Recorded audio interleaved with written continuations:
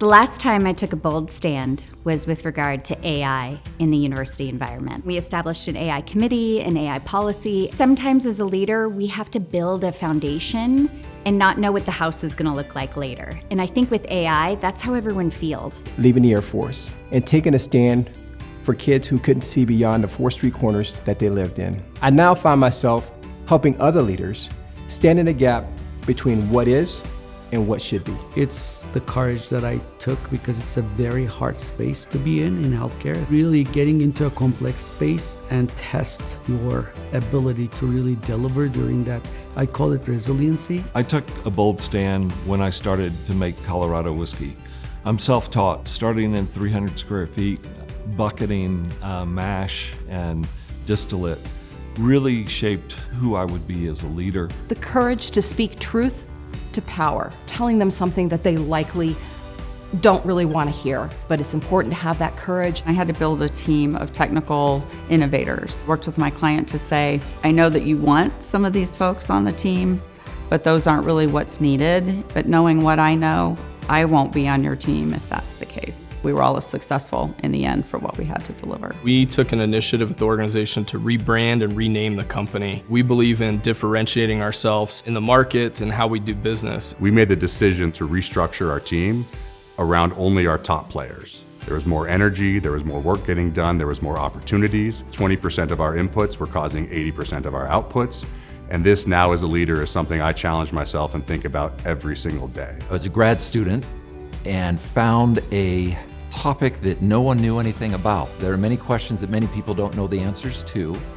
And if you go about it the normal way, the average way, the prescribed way, you're likely not going to come to a place where you do amazing things. The weekly habit that fuels my leadership is having very intentional, regular check-ins with every member of my team. Only when you can have those open conversations can I really then help them and work with them to advance our strategy. Come in to work early in the morning and then greet my staff and start the new day, kind of like a cheerleader. And it can be something when you're very positive that it's infectious and it carries through to everyone that surrounds you. And you want to also encourage that positivity among them. Getting up in the morning and I get into reading and scripture. I can come into my day not with proverbially putting out the fires, but I'm centered and I'm grounded and I'm ready to take on the day with the most important things that need to happen in that day. I inspire others through a collaborative process. Folks are far more passionate about a vision, about a future, when it's something they created and it's not just my vision. My extensive experience in this industry. Oftentimes the staff cannot see the future and where we're going. My job is to stay calm and navigate through those processes, and in doing so, it gives them the confidence that the company is moving in the right direction. You have to meet with them, you have to talk with them, you have to have the communication to be able to show them the vision. Rally the team to say, what is it that we're going to do? How would it be better for you? How would it be better for the clients? How would it be better for your teammates? Placing them within that vision. They have to see themselves as part of that journey to be able to work towards where we're headed. Whether they are able to see all the way down the road or not, if they understand their place in that, that's how we build that together. Lead them by reasoning to understand the problem first, letting them grow with creativity, and then they can build solutions, and then let them make mistakes. You have to tie vision to purpose. You have to explain to people why things matter. People do really well with uncertainty if they know their destination that they're on is meaningful. How I inspire my team to see their future is to have a really clear path of what it looks like compared to their responsibilities at that current moment. They can see the path is there and that I've actually been a part of that, and it's not just a possibility, there's a direct line of how to get there. Storytelling and personal wins. I try to create a very vivid narrative and story of the outcomes that we're creating and what that makes possible. If we can properly articulate and present this vision,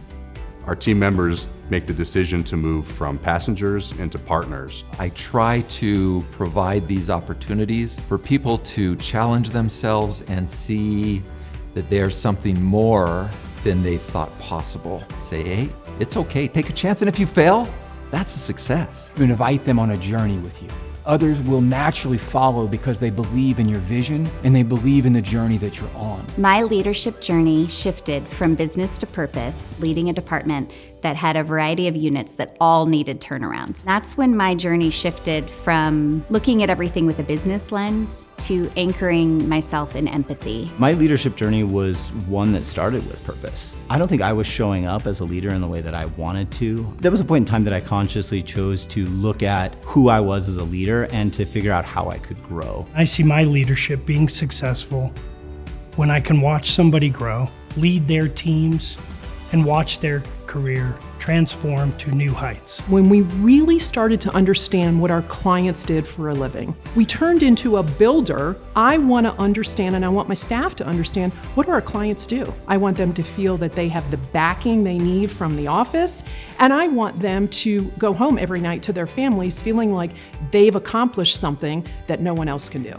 When I started at a brand new company and I was able to really focus and make the process and the system and the culture my own. A big part of that was focusing on systems and processes, making sure that my team felt accountability, but also felt heard within their leadership and my leadership. Our purpose has always been grounded in our foundation. That purpose is what we call Ride with Heart.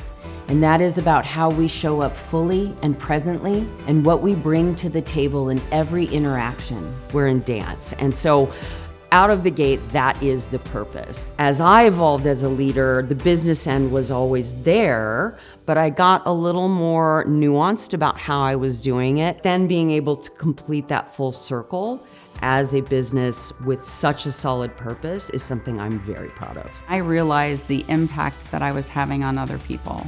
People who worked for me when they wanted me to meet their spouses and their significant others, and those people would hug me. I just love what you've done for my husband, or I love what you've done for my wife. That's really impactful. I got a chance to see leaders in my life, my father, my mother, my grandparents, and also military leaders who really leaned in as leaders and serving others. It was purpose, it was never business. When I came to making whiskey, another art, it's purpose, it's passion, it's nothing else.